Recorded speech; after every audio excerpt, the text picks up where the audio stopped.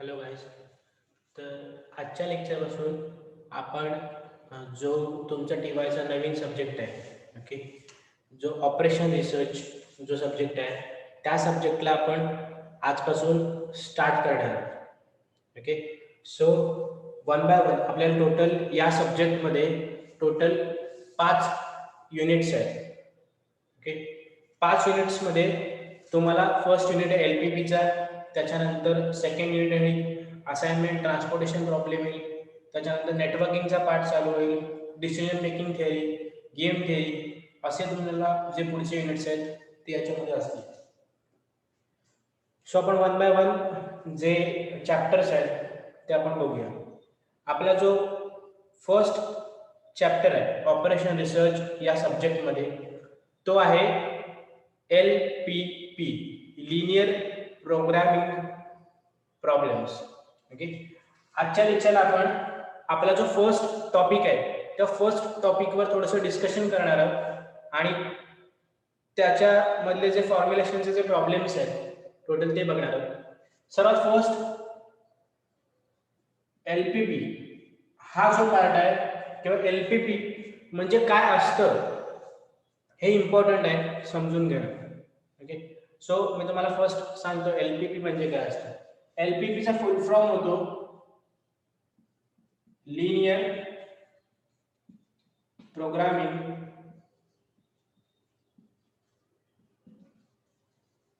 Problem. Okay, LPP चा फुल form होतो linear programming problem. मी तुम्हाला थोडंसं सेपरेट करून सांगणार आहे की लिनियर म्हणजे काय असतं मॅथमॅटिक्स मध्ये, कारण ऑपरेशन रिसर्च हा जो कंप्लीट सब्जेक्ट आहे त्याच्यामध्ये काय आहे, न्यूमरिकल मेथड्स आहेत, ओके, थोडंसं स्टॅटिस्टिकल एनालिसिस आहे आणि थोडासा त्याला मॅथमॅटिकल बॅकग्राऊंड आहे. सो तुम्हाला ओव्हर हा सब्जेक्ट जर नीट अंडरस्टँड करून घ्यायचा असेल किंवा याच्यावरचे जे सम्स आहेत ते तुम्हाला नीट सॉल्व्ह करायचे असेल तर तुम्हाला न्यूमरिकल मेथड्सचं थोडंसं नॉलेज असलं पाहिजे, तुमचं स्टॅटिस्टिकल एनालिसिस थोडंसं चांगलं असलं पाहिजे आणि तुम्हाला थोडासा मॅथमॅटिकल बॅकग्राऊंड असणं गरजेचं आहे. ओके, ठीक आहे. सो सर्वात फर्स्ट मी तुम्हाला सांगतो की लिनियर प्रोग्रामिंग प्रॉब्लेम म्हणजे काय असतं. ओके, सो बघा, मॅथमॅटिक्स मध्ये लिनियर कोणाला म्हणतात. ओके, मॅथमॅटिक्स मध्ये किंवा स्टॅटिस्टिक्स मध्ये लिनियर या वर्डचा मीनिंग काय होतो. ओके, लिनियर म्हणजे काय असतं, स्ट्रेट लाईन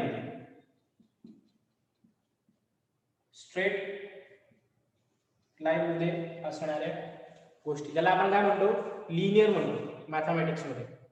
ओके, पण आता इथे काय बघणार आहोत, इथे लिनियरचा जो ऍक्च्युअल मीनिंग होतो तो असतो असे इक्वेशन्स ज्या इक्वेशनची डिग्री ही काय आहे, 1 आहे. ओके, लिनियरचा ऍक्च्युअल मीनिंग काय होतो, स्ट्रेट लाईन. लिनियर म्हणजे काय असतं, कुठलीही गोष्ट लिनियर फॉर्म मध्ये आहे म्हणजे काय, स्ट्रेट लाईनच्या फॉर्म मध्ये आहे असं मॅथमॅटिक्स मध्ये कन्सिडर केलं जातं. ओके, इथे आपल्याला LPP मध्ये लिनियरचा मीनिंग काय घ्यायचा आहे की असे इक्वेशन्स, आता LPP मध्ये काय असतील, तुम्हाला प्रॉब्लेम्स असतील. ओके, प्रॉब्लेम्स कोणत्या फॉर्मॅट मध्ये असतील, तर मॅथमॅटिकल फॉर्मॅट मध्ये असतील. मॅथमॅटिकल फॉर्मॅट कोणता असतो, तर इक्वेशनच्या फॉर्मॅट मध्ये असतो. म्हणून मी तुम्हाला सांगितलं की असे इक्वेशन्स ज्या इक्वेशनची डिग्री 1 आहे, ओके, त्या इक्वेशनला काय बोलतात, लिनियर इक्वेशन म्हणतात. थोडक्यात जर मॅथमॅटिकलचा बॅकग्राऊंड सांगायचा झाला तर बघा, कोणतंही असं इक्वेशन ज्या इक्वेशनची डिग्री 1 आहे, समजा त्या इक्वेशनला मी ग्राफवर प्लॉट केलं तर मला स्ट्रेट लाईन मिळते. ओके, अशा इक्वेशन्सना मी काय म्हणतो, लिनियर इक्वेशन्स असं म्हणतो. समजलं. सो लिनियर वर्डचा मीनिंग काय असेल, असे इक्वेशन्स ज्याची डिग्री 1 आहे. ओके, त्याच्यानंतर इथे जर सेकंड वर्ड वापरलाय तो आहे प्रोग्रामिंग. ओके, प्रोग्रामिंग काय वापरलं बरं, तर इथे मी माझ्या ओन लँग्वेज मध्ये तुम्हाला सांगतोय पहिल्यांदा, ही काय प्रॉपर बुक मधली डेफिनेशन नाही आहे. ओके, पण ऍक्च्युअली त्याचा मिनिंग काय असेल हे तुम्हाला सांगतो. डेफिनेशन तर तुम्हाला बुक मध्ये वाचून पण समजेल, पण त्याचा मिनिंग काय हे तुम्हाला समजून घेणं जास्त गरजेचं आहे. ओके, सो प्रोग्रामिंग म्हणजे काय असतं तर बघा, बेसिकली प्रोग्रामिंग यावरचे ऍक्च्युअल किंवा प्रोग्रामिंग म्हणजे असतं काय तर बघा, प्रोग्रामिंग मध्ये काय केलं जातं, ज्यावेळेस एखादा प्रोग्राम एक्झिक्यूट केला जातो त्यावेळेस तो कसा असतो, स्टेप वाईज मॅनर मध्ये असतो. ओके, म्हणजे स्टेप फर्स्ट पहिल्यांदा एक्झिक्यूट झाली, त्याच्यानंतर स्टेप सेकंड एक्झिक्यूट होते, त्याच्यानंतर थर्ड स्टेप एक्झिक्यूट होते, अशा एक कंप्लीट सिक्वेन्शियल फॉर्मॅटमध्ये काय असतात, स्टेप्स असतात. आणि त्या कशा केल्या जातात, तुम्हाला फायनल जो तुमचा रिझल्ट आहे किंवा फायनल जो आउटपुट पाहिजे ते आउटपुट त्या प्रोग्राम वरून कधी मिळतं, ज्यावेळेस तुम्ही सिक्वेन्शियल स्टेप्स फॉलो करता त्यावेळेस तुम्हाला काय मिळतं, त्या प्रोग्रामचं आउटपुट किंवा फायनल जे रिझल्ट असतो तो ॲक्युरेट रिझल्ट तुम्हाला मिळतो. मग ओआर मध्ये पण जो आपला एलपीपी हा जो काही टॉपिक आहे, या टॉपिक मध्ये पण तुम्ही जे न्यूमेरिकल्स सॉल्व्ह करता किंवा तुम्ही ज्या मेथड्स फॉलो करताय, ओके, तुम्ही जे न्यूमेरिकल्स किंवा ज्या मेथड्स तुम्ही फॉलो करताय त्या मेथड्स पण कशा आहेत, सिक्वेन्शियल फॉर्मॅट मध्ये आहेत किंवा ते मेथड्स सॉल्व्ह करताना तुम्हाला सिक्वेन्शियल फॉर्म मध्ये ज्या स्टेप्स असतील त्या स्टेप्स फॉलो कराव्या लागतात. ओके, म्हणून इथे वर्ड तर यूज केलाय प्रोग्रामिंग म्हणजे काय, सिक्वेन्शियल फॉर्मॅट मध्ये ज्या स्टेप्स असतात त्या तुम्हाला फॉलो कराव्या लागतात तुम्हाला जर डिझायर्ड आउटपुट किंवा डिझायर्ड रिझल्ट मिळवण्यासाठी. ओके, म्हणून इथे वर्ड त्यांनी यूज केलाय प्रोग्रामिंग. त्यानंतरचा जो लास्ट वर्ड आहे दॅट इज प्रॉब्लेम म्हणजे काय, कोणताही प्रॉब्लेम्स जे काय असतात ते म्हणजे तुमचे एक्झाम्पल्स असतील किंवा मग ते केमिकलचे रिलेटेड इंडस्ट्रियल प्रॉब्लेम असतील तुमचे, ओके, तुमच्या होम सायन्सचे रिलेटेड प्रॉब्लेम असतील, कुठलेही प्रॉब्लेम्स असू शकतात. ओके, प्रॉब्लेम म्हणजे काय असतं, सिम्पली कुठलंही एखादं समजा फेल्युअर होत असेल कुठेतरी, तर असे सगळे प्रॉब्लेम्स तुम्हाला असतात. ठीक आहे, सो इथे ते वर्ड ऍक्च्युअल मिनिंग बघा तुमचं काय होतं, linear programming problem. Okay, mathematics मधले असे प्रॉब्लेम्स, ओके, किंवा असे इक्वेशन्स, तुम्हाला एलपीपी चा मिनिंग करून सांगतो तुम्हाला, मॅथमॅटिक्स मधले असे इक्वेशन ज्या इक्वेशनची डिग्री 1 असेल, ओके, त्या इक्वेशनला तुम्ही काय करता, त्या इक्वेशन वरून तुम्हाला डिझायर्ड आउटपुट मिळवायचे, मग ते आउटपुट मिळवण्यासाठी तुम्ही काय करता, स्टेप वाईज जे फॉर्मॅट आहे तो तुम्ही अप्लाय करता किंवा सिक्वेन्शियल फॉर्मॅट मध्ये तुम्ही स्टेप्स फॉलो करता आणि डिझायर्ड आउटपुट किंवा त्या प्रॉब्लेमला सॉल्व्ह करता. That is your linear programming problem. असे इक्वेशन्स तुम्ही सॉल्व्ह करता स्टेप वाईज मॅनर मध्ये, कुठली तरी मेथड वापरून, जे मेथड वापरून तुम्ही ते प्रॉब्लेम्स सॉल्व्ह करू शकता. So that is linear programming problem. ठीक आहे, सो हा बेसिक तुम्हाला मी मिनिंग सांगितलं की लिनियर प्रोग्रामिंग प्रॉब्लेम म्हणजे ऍक्च्युअल मध्ये काय असतं. समजलं तुम्हाला. मॅथमॅटिक्स मध्ये असे इक्वेशन्स, ओके, तुम्हाला अजून एक एक्झाम्पल देतो, याच्यासाठी अजून एक एक्झाम्पल देतो. तुम्ही जेव्हा 8 किंवा 7th स्टँडर्ड असाल ना, त्यावेळेस तुम्हाला ना वर्ड प्रॉब्लेम असतील बघा, मॅथमॅटिक्स मध्ये वर्ड प्रॉब्लेम असतील. कसे असतील बघा, तुम्हाला असं विचारलं जायचं मॅथमॅटिक्स मध्ये नेहमी किंवा वर्ड प्रॉब्लेम अशा टाईपचे असायचे. समजा तुमच्याकडे 2 नंबर्स आहेत, ओके, तुमच्याकडे समजा 2 नंबर्स आहेत. फॉर एक्झाम्पल ते नंबर्स x आणि y असं आपण तेव्हा कन्सिडर करायचं. ओके, त्या दोन्ही नंबरची जी सम आहे ती समजा 10 येते आणि सबट्रॅक्शन आहे ती समजा 1 येते. ओके, सम आहे ती 10 येते आणि सबट्रॅक्शन आहे ती 1 येते. मग हे जे 2 नंबर्स आहेत ते काय असतील, किंवा हे 2 नंबर्स किंवा x आणि y च्या व्हॅल्यू फाइंड करा. जर तुम्हाला अशा कंडिशन दिल्या असतील, x + y = 10, x - y = 1, म्हणजे काय, x + y = 10, x - y = 1. तुमच्याकडे 2 इक्वेशन तुम्हाला मिळाले. तुम्ही हे 2 इक्वेशन वरून काय फाइंड करू शकता, तुम्हाला काय सांगायचे, x आणि y किंवा ते 2 नंबर्स काय आहेत त्याच्या व्हॅल्यूवरून फाइंड करून द्या. तसंच लिनियर प्रोग्रामिंग प्रॉब्लेम मध्ये पण सेम फॉर्मॅट आपण अप्लाय करतो. ओके, आपल्याला ऑपरेशन रिसर्च मध्ये काय फाइंड करायचं असतं किंवा लिनियर प्रोग्रामिंग प्रॉब्लेमचा मेन ऑब्जेक्टिव्ह काय असतं, तर तुम्ही एखादा जो प्रॉब्लेम आहे तुमच्याकडे, तुम्ही तो म्हणजे तुमच्या ऑर्गनायझेशनचा प्रॉब्लेम असू देत किंवा इंडस्ट्रियल प्रॉब्लेम असू देत, मग तो कुठल्याही फील्डमधला प्रॉब्लेम असेल, ओके, तुमचं अल्टिमेट एम काय असतं, तुमची कुठलीही ऑर्गनायझेशन तुम्हाला चालवायचं असेल, तुमचं अल्टिमेट एम काय असतं, किंवा इंडस्ट्री तुम्हाला चालवायची असेल, तर अल्टिमेट त्याचं एम काय असतं की minimization of cost, okay, and maximization of profit. Okay, हे तुमचे काय असतात, दोन अल्टिमेट एम असतात. तुम्हाला काय करायचं असते, तुमच्या प्रोडक्टची कॉस्ट पण मिनिमाइज करायची असते, जेणेकरून तुझी प्रोडक्शन कॉस्ट कमी होईल आणि त्याचबरोबर तुमचा प्रॉफिटही वाढवायचा असतो.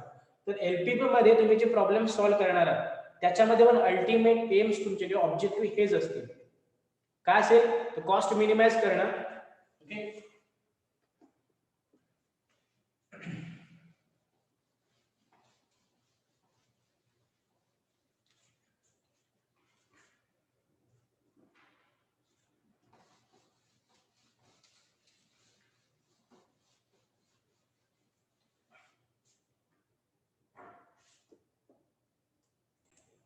ओके. सो ऑपरेशन रिसर्च मध्ये तुमचं main ultimate aim, operation research मध्ये जो आपण एलपीपी टॉपिक शिकतो त्याच्यामध्ये तुमचं मेन ऑब्जेक्टिव्ह काय असणार आहे, तर minimization of cost and maximization of profit. तुम्ही कुठलीही फर्म चालवत असाल तर तुमचे त्या फर्मसाठी किंवा त्या इंडस्ट्रीसाठी तुमचे किंवा त्या ऑर्गनायझेशनसाठी तुमचे दोन मेन ऑब्जेक्टिव्ह कायम फिक्स असतात, की तुम्हाला तुमची कॉस्ट म्हणजे तुमची जी प्रोडक्शन कॉस्ट आहे किंवा तुमची जी प्रॉडक्टची कॉस्ट आहे ती कमी करायची असते आणि तुमची जे प्रॉफिट आहे तो तुम्हाला वाढवायचा असतो. मग एलपीपी मध्ये पण तुम्हाला हेच दोन जे फंडेज आहेत ते तुम्हाला पुढे कंटिन्यू करायचे. ओके, जर मिनिमायझेशन ऑफ कॉस्टचा प्रॉब्लेम तुम्हाला एलपीपी मध्ये विचारला तर त्याला म्हणतात मिनिमायझेशन टाइप प्रॉब्लेम. ओके, आणि जर मॅक्सिमायझेशन ऑफ प्रॉफिट वर विचारला त्याला म्हणतात मॅक्सिमायझेशन टाइप प्रॉब्लेम. समजलं? सो एलपीपी मध्ये तुम्हाला कुठलाही टाइप असू देत, एलपीपी मध्ये तुम्हाला पहिल्यांदा फॉर्म्युलेशन शिकायचं आहे. ओके, फॉर्म्युलेशन शिकून झालं की तुमची नेक्स्ट स्टेप आहे तुम्हाला ग्राफिकल मेथड शिकायची आहे. नेक्स्ट स्टेप त्याच्यानंतर सिम्प्लेक्स मेथड शिकायची आहे. मग तुमच्याकडे ग्राफिकल मेथड असू देत, फॉर्म्युलेशन असू देत, सिम्प्लेक्स मेथड असू देत, तुम्हाला तिन्ही टाइपच्या प्रॉब्लेम मध्ये किंवा तिन्ही टाइपच्या तुम्ही ज्यावेळेस सॉल्व्ह कराल त्याच्यावरचे प्रॉब्लेम त्यावेळेस तुम्हाला एकतर प्रॉब्लेम मिनिमायझेशनचा विचारतील, एकतर प्रॉब्लेम मॅक्सिमायझेशन वरचा विचारतील. ओके, आणि हे जे दोन्ही टाइपचे जे प्रॉब्लेम्स तुमच्याकडे असतील ते दोन्ही टाइपचे प्रॉब्लेम हे कसे असतील किंवा असे इक्वेशन्स असतील, त्या इक्वेशनची डिग्री काय असेल, डिग्री असेल 1. ओके, त्या इक्वेशनची डिग्री काय असेल, 1 असेल. म्हणजेच त्या थोडक्यात तुमच्याकडे लिनियर इक्वेशन्स किंवा इनइक्वेशन्स असतील तुमच्याकडे. समजलं? सो एलपीपी मध्ये बेसिक गोष्टी कोणत्या आहेत ते तुम्हाला सांगितलं, एलपीपीचा मिनिंग काय होतो तेही तुम्हाला सांगितलं. लिनियर म्हणजे काय असतात, असे इक्वेशन ज्याची डिग्री 1 असते. प्रोग्रामिंग म्हणजे काय असतं, त्या इक्वेशन्सना स्टेप वाईज मॅनर मध्ये किंवा सिक्वेन्शियल फॉर्मॅट मध्ये किंवा सिक्वेन्शियल स्टेप्स फॉलो करून तुम्हाला त्या प्रॉब्लेमला सॉल्व्ह करायचं असतं. म्हणजेच काय असतं, लिनियर प्रोग्रामिंग प्रॉब्लेम. तुम्ही डिग्री 1 असणाऱ्या इक्वेशनला किंवा लिनियर इक्वेशनला स्टेप वाईज मॅनर मध्ये सॉल्व्ह करता. That is your linear programming problem. Okay, so मी हे बेसिक गोष्टी तुम्हाला कोणत्या कोणत्या होत्या त्या मी तुम्हाला सांगितल्या. ओके, सो आपण आता काय करूया, एलपीपी मध्ये आपल्याला कोणते कोणते कंटेंट मेन बघायचे आहेत, ओके, किंवा कोणत्या कोणत्या गोष्टी आपल्याला शिकायच्या आहेत ते मी तुम्हाला वन बाय वन सांगतो. तर बघा, एलपीपी मध्ये बेसिकली दोन गोष्टी इम्पॉर्टंट असतात. ओके, आपला जो पहिला पॉइंट आहे एलपीपी मध्ये तो आहे फॉर्म्युलेशन ऑफ एलपीपी. ओके, आपला जो फर्स्ट पॉइंट आहे तो फर्स्ट पॉइंटचं नाव आहे formulation of LPP. Formulation of LPP. मग आता या फॉर्म्युलेशन मध्ये आपल्याला काय करायचं असतं बघा, टोटल एलपीपी मध्ये फॉर्म्युलेशन शिकायचं असतं आणि काय असतं, मॅथमॅटिकल मॉडेल म्हणजे काय असतं ते शिकायचं असतं. फॉर्म्युलेशन शिकायच्या अगोदर तुम्हाला मॅथमॅटिकल मॉडेल म्हणजे काय असतं हे माहिती असणं गरजेचं आहे. ओके, फॉर्म्युलेशन शिकायच्या अगोदर, ही गोष्ट शिकण्याच्या अगोदर तुम्हाला मॅथमॅटिकल मॉडेल म्हणजे काय असतं हे माहिती असणे गरजेचं आहे. आता मॅथमॅटिकल मॉडेल आपण कशाला बोलतो, तर बघा, कोणताही तुम्हाला गिवन वर्ड प्रॉब्लेम असू दे, ओके, किंवा तुमच्याकडे गिवन डेटा आहे, तुम्ही त्या वर्ड प्रॉब्लेमला किंवा त्या गिवन डेटाला तुम्ही काय करता, मॅथमॅटिकल किंवा नंबर्स च्या फॉर्मॅट मध्ये काय करता, रिप्रेझेंट करता. ओके, तुमच्याकडे वर्ड प्रॉब्लेम आहे किंवा तुमच्याकडे गिवन डेटा आहे, तुम्हाला त्या डेटाला तुम्ही काय करता, नंबर्सच्या किंवा मॅथमॅटिकल सिम्बॉल्सच्या फॉर्मॅट मध्ये रिप्रेझेंट करता. आणि त्या रिप्रेझेंटेशनला तुमच्याकडे ते जे रिप्रेझेंटेशन असतं, ओके, तुमच्याकडे ते जे रिप्रेझेंटेशन असतं त्याच रिप्रेझेंटेशनला तुम्ही काय म्हणता, मॅथमॅटिकल मॉडेल असं म्हणता. समजलं मॅथमॅटिकल मॉडेल म्हणजे काय असतं. मॅथमॅटिकल मॉडेल आपण कोणाला बोलतो, तर तुमच्याकडे एखादा वर्ड प्रॉब्लेम गिवन आहे किंवा तुमच्याकडे डेटा तुम्हाला गिवन आहे, त्या डेटाला तुम्ही नंबर्सच्या फॉर्मॅटमध्ये किंवा मॅथमॅटिकल सिम्बल्सच्या फॉर्मॅटमध्ये रिप्रेझेंट करता. मग त्या रिप्रेझेंटेशनला आपण काय म्हणतो, मॅथमॅटिकल मॉडेल असं म्हणतो. ओके, सो याला म्हणतात मॅथमॅटिकल मॉडेल. आपला जो नेक्स्ट जो पार्ट आहे तो आहे formulation of LPP. Okay, so LPP ला तुम्हाला जर फॉर्म्युलेट करायचं असेल तर तुम्ही कसं फॉर्म्युलेट करू शकता ते मी तुम्हाला सांगतो आता. ओके, फॉर्म्युलेशन कसं असतं ते बघा. आपला नेक्स्ट पार्ट आहे formulation of linear programming problem. Okay, so basically आपल्याला फॉर्म्युलेशन मध्ये किंवा एलपीपी जो असतो तो टोटल 3 पार्ट्स मध्ये डिवाइड केला जातो. ओके, एलपीपी मध्ये किंवा जे फॉर्म्युलेशन असते एलपीपीचं ते बेसिकली 3 पार्ट्स मध्ये डिवाइड केले जाते. मग ते 3 पार्ट्स कोणते कोणते आहेत तर बघा, त्याचा जो फर्स्ट पार्ट असतो त्याला तुम्ही म्हणता ऑब्जेक्टिव्ह फंक्शन.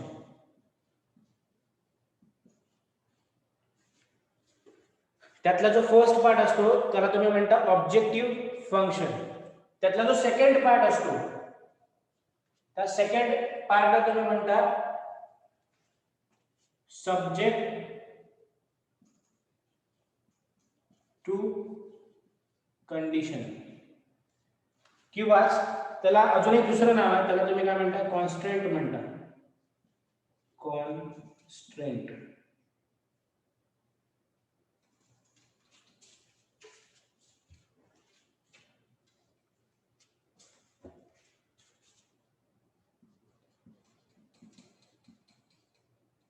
ओके, कॉन्स्ट्रेंट म्हणतात तुम्ही. त्याच्यानंतर जो तुमचा थर्ड पार्ट आहे तो थर्ड पार्ट कोणता आहे, condition for decision variables.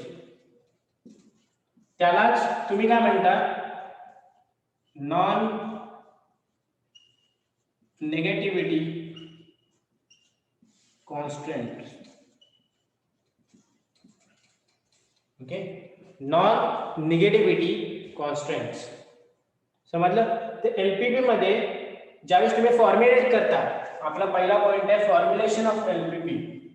Formulate करता तुम्ही कुठल्याही एलपीपी ला, त्यावेळेस फॉर्म्युलेशन मध्ये किंवा कुठल्याही एलपीपीच्या फॉर्म्युलेशन मध्ये तुम्हाला 3 पार्ट्स कन्सिडर करावे लागतात. त्यातला पहिला पार्ट असतो ऑब्जेक्टिव्ह फंक्शन, सेकंड पार्ट असतो सब्जेक्टिव्ह कंडिशन, त्यालाच तुम्ही काय म्हणता, कॉन्स्टंट असंही म्हणतात. थर्ड पार्ट असतो कंडिशन फॉर डिसिजन व्हेरिएबल, त्यालाच तुम्ही काय म्हणतात नॉन निगेटिव्हिटी कन्स्ट्रेंट असंही म्हणतात. नॉन निगेटिव्हिटी कन्स्ट्रेंट म्हणजे काय असतो, असे कन्स्ट्रेंट्स जे निगेटिव्ह नसतात. ओके, आणि हे जे कॉन्स्टंट्स आहेत किंवा हे जे सब्जेक्ट टू कंडिशन हे कशावरून दिले जातं, तर तुमच्याकडे कोणते व्हेरिएबल्स तुम्ही फॉर्म्युलेशन मध्ये यूज करताय, ओके, त्या व्हेरिएबल्सने ते फॉर्म्युलेट केलं जातं, म्हणून त्याला काय म्हणतात कॉन्स्टंट असं म्हणतात. आणि थर्ड स्टेप मध्ये काय असतं, ते कॉन्स्टंट नॉन निगेटिव्हिटी आहेत किंवा निगेटिव्ह नाही आहेत हे तुम्ही तिथे डिक्लेअर करता. समजलं? तर हे 3 पार्ट्स तुम्हाला इथे बघायला मिळतात. तर मी हे थोडंसं तुम्हाला ब्रीफ मध्ये किंवा एक्सप्लेन करून सांगतो. Objective function, subject to condition आणि डिसिजन व्हेरिएबल्स आपण कसे कसे लिहितो. ओके, सो बघा, आपले जे ऑब्जेक्टिव्ह फंक्शन असतं, आपला जो एलपीपी मधला फॉर्म्युलेशनचा फर्स्ट पार्ट आहे आपलं ऑब्जेक्टिव्ह फंक्शन. ते ऑब्जेक्टिव्ह फंक्शन आपण रिप्रेझेंट कुठल्या लेटरने करतो, तर झेड या लेटरने आपण ऑब्जेक्टिव्ह फंक्शनला रिप्रेझेंट करतो, किंवा ऑब्जेक्टिव्ह फंक्शन हे काय काय वेळेस झेड स्टार असेही रिप्रेझेंट करतात. समजलं? सो ऑब्जेक्टिव्ह फंक्शन हे बेसिकली कुठल्या गोष्टीवरून रिप्रेझेंट केलं जातं, तर ऑब्जेक्टिव्ह फंक्शन हे कशावर डिपेंड असतं किंवा रिप्रेझेंट कुठल्या गोष्टीवरून केलं जातं, तर तुमच्याकडे असणारा तुमचा जो प्रॉफिट आहे या गोष्टीवरून नेहमी ऑब्जेक्टिव्ह फंक्शन दिलं जातं. कायम लक्षात ठेवा, ज्यावेळेस तुम्ही एलपीपी ला फॉर्म्युलेट करत असाल आणि ज्यावेळेस तुम्ही ऑब्जेक्टिव्ह फंक्शन डिक्लेअर करता, त्यावेळेस ऑब्जेक्टिव्ह फंक्शन हे तुम्हाला किती प्रॉफिट होतोय तुमच्या प्रोडक्ट वरती. मग तुम्हाला समजा 2 प्रोडक्ट दिलेत आणि पहिल्या प्रोडक्टचा प्रॉफिट दिलाय तुम्हाला समजा 3 रुपीज आणि दुसऱ्या प्रोडक्टचा प्रॉफिट दिलाय तुम्हाला 4 रुपीज, तर तुम्हाला काय येणार 3x1 + 4x2. ओके, असं तुमचं काय होणार ऑब्जेक्टिव्ह फंक्शन होणार. म्हणजे ऑब्जेक्टिव्ह फंक्शन हे नेहमी कशावरून दिलं जातं, तर प्रॉफिट वरून दिलं जातं किंवा डिक्लेअर केलं जातं. समजलं? सेकंड तुमचा जो पार्ट आहे तो आहे सब्जेक्ट टू कंडिशन. ओके, त्याला तुम्ही कॉन्स्टंट असेही म्हणता.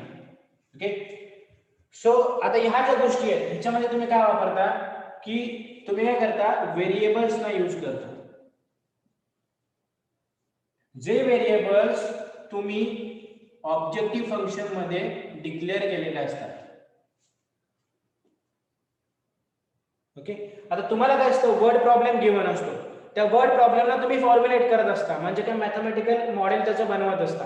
मग अशा वेळेस वर्ड प्रॉब्लेम मध्ये कंडिशन्स दिलेले असतात तुम्हाला.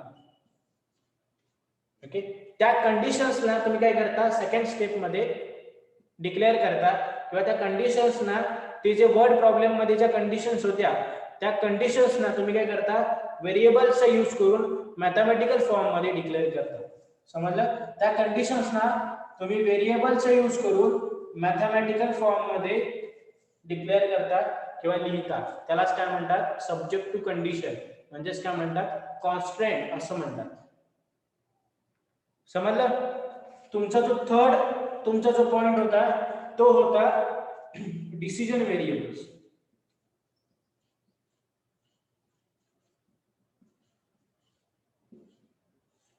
डिसिजन व्हेरिएबल्स म्हणजे काय, तुम्ही इथे कोणते व्हेरिएबल्स यूज केला, जसे की तुम्ही हे व्हेरिएबल इथे यूज केला होता, हेच व्हेरिएबल कोणाला काय करायचं तुम्हाला थर्ड स्टेप मध्ये यूज करायचे असतात. आता डिसिजन व्हेरिएबल्स म्हणजे काय असतं, तर बघा, किंवा ह्याला तुम्ही काय म्हणता नॉन निगेटिव्हिटी कॉन्स्टंट्स.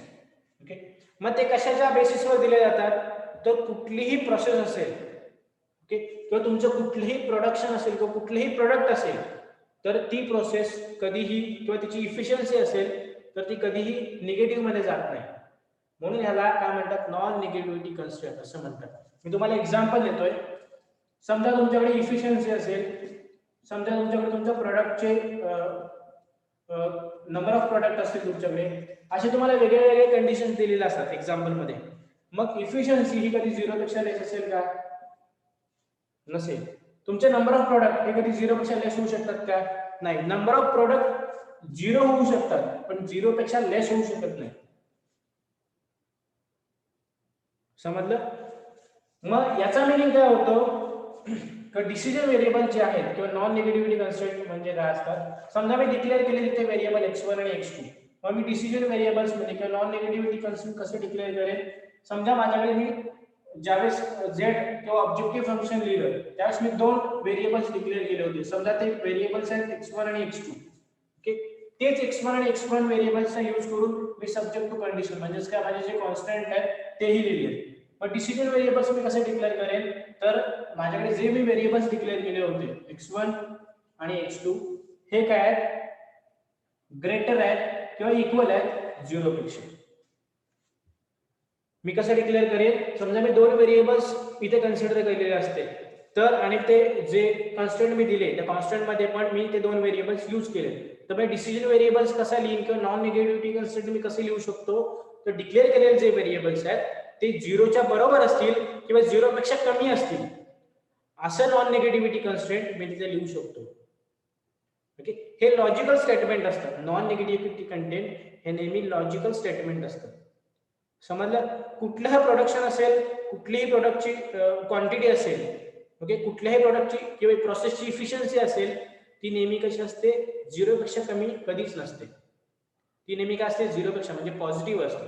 एकतर 0 असते किंवा 0 पेक्षा वरती म्हणजे पॉझिटिव्ह असते. निगेटिव्ह कधीच नसते. तुम्ही असं कधी बघितलं काय की समजा एखादं कंपनी आहे आणि ते कंपनी समजा फूड प्रॉडक्ट बनवते. मग ते जे समजा ते 10 पॅकेज एका दिवसाला बनवतात फूड प्रॉडक्टचे. समजा त्यांनी काय केले एका दिवसाला -10 पॅकेज बनवले. असं कधी तुम्ही ऐकलं का? असं कधीच नसतं. कारण नंबर ऑफ युनिट्स म्हणजेच काय क्वांटिटी ही कधीच निगेटिव्ह नसते. म्हणून त्याला काय म्हणतात नॉन निगेटिव्हिटी कन्स्ट्रेंट असंही म्हणतात. समजलं? किंवा त्याला डिसिजन व्हेरिएबल्स असंही म्हणतात. कारण ते जे 2 व्हेरिएबल्स आहेत ते तुमचे जे कंप्लीट ऑब्जेक्टिव्ह फंक्शन आणि कंडिशन्सना काय करत असतात, कंडिशनच्या बेसिसवर डिसाइड केलेले असतात. म्हणून त्याला काय म्हणतात डिसिजन व्हेरिएबल्स असंही म्हणतात. समजलं? सो मी आजच्या लेक्चरला तुम्हाला ज्या सगळ्या कन्सेप्ट होत्या किंवा ज्या इंट्रोडक्शन पार्ट होता एलपीपीचा तुम्ही आजच्या लेक्चरला कव्हर केलाय. मी तुम्हाला डायरेक्टली एकाच लेक्चरमध्ये कंप्लीट जो दोन्ही टाइप्सचे प्रॉब्लेम्स असतील किंवा फॉर्म्युलेशन असेल असं शिकवणार नाहीये. तुम्ही स्टेप वाईज सगळ्या गोष्टी शिकत जा. समजलं?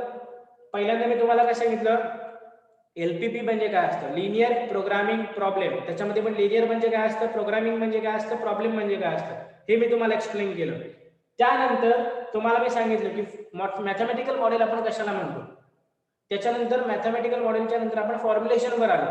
एलपीपीचं फॉर्म्युलेशन आपण कसं करतो, मग त्याच्यामध्ये कोणते कोणते टाइप्स असतात, त्याच्यामध्ये कोणते कोणते नोटेशन्स यूज केले जातात, या सगळ्या गोष्टी मी तुम्हाला सांगितल्या. आणि अजून एक इम्पॉर्टंट गोष्ट आहे त्याच्यामध्ये सांगायची, ते काय आहे बघा, की तुम्हाला जे लिनियर इक्वेशन्स असतात, ओके, एलपीपी मध्ये तुम्हाला लिनियर इक्वेशन्स जे गिवन असतात ते लिनियर इक्वेशन्स एकतर इक्वेशन्स असतील किंवा इन इक्वेशन्सच्या फॉर्मॅटमध्ये असतील. ओके, तुम्हाला जे लिनियर इक्वेशन्स दिले जातात ते लिनियर इक्वेशन्स एकतर सिम्पली इक्वेशनच्या फॉर्मॅटमध्ये असतील किंवा इन इक्वेशन्स, त्यालाच म्हणतात इन इक्वॅलिटी च्या फॉर्मॅटमध्येही असू शकतात. इक्वेशन्स आता बघा, तुम्हाला एखादं इक्वेशन दाखवतो. समजा असं इक्वेशन असेल x1 + 2x2 = 10. ओके, असं इक्वेशन आहे. याला काय म्हणतात तुम्ही, सिंपल इक्वेशन म्हणता. ओके, इन इक्वेशन्स कोणाला म्हणतो, ज्या इक्वेशन मध्ये आपण less than equal to, greater than equal to, less than greater than असे साइन वापरतो त्या इक्वेशनला आपण काय म्हणतो, इन इक्वेशन्स असं म्हणतो.